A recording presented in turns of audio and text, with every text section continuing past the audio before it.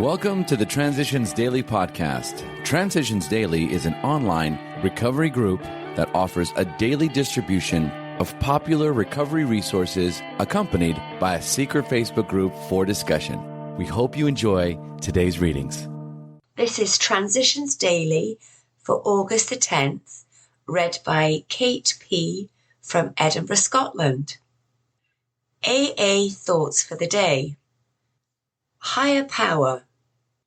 My friend suggested what then seemed a novel idea. He said, "Why don't you choose your own conception of God?" That statement hit me hard. It melted the icy intellectual mountain in whose shadow I had lived and shivered many years.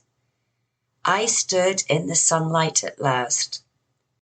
It was only a matter of being willing to believe in a power greater than myself. Nothing more was required of me to make my beginning. Bill W., Alcoholics Anonymous, page 12. Thought to consider. Willpower. Our willingness to use a higher power. Acronyms. Ego. Edging God out. Just for today. Solo. From Source of Strength. I would tell a friend of mine who was having the same problems that I prayed to God not to take a drink today and not to get married today. It was a sort of pact. I was very serious about this. I couldn't seem to handle romance and God too well at the same time. And God did start to give me the strength that I had always thought would come from the man in my life. New York, USA. Came to Believe, pages 102 to 103. Daily Reflections. Redoubling our efforts. To a degree, he has already done this when taking moral inventory, but now the time has come when he ought to redouble his efforts to see how many people he has hurt and in what ways. 12 Steps and 12 Traditions, page 77. As I continue to grow in sobriety, I become more aware of myself as a person of worth. In the process, I am better able to see others as persons. And with this comes the realization that these were people whom I had hurt in my drinking days. I didn't just lie. I lied about Tom. I didn't just cheat. I cheated Joe. What were seemingly impersonal acts were really personal affronts because it was people of worth whom I had harmed. I need to do something about the people I have hurt so that I may enjoy a peaceful sobriety. As Bill sees it, who is to blame? At step 4, we resolutely looked for our own mistakes. Where had we been selfish, dishonest, self-seeking, and frightened? Though a given situation had not been entirely our fault, we often tried to cast the whole blame on the other person involved. We finally saw that the inventory should be ours, not the other man's. So we admitted our wrongs, honestly, and became willing to set these matters straight. Alcoholics Anonymous, page 67. Big Book quote. We constantly remind ourselves we are no longer running the show, humbly saying to ourselves many times each day, "Thy will be done."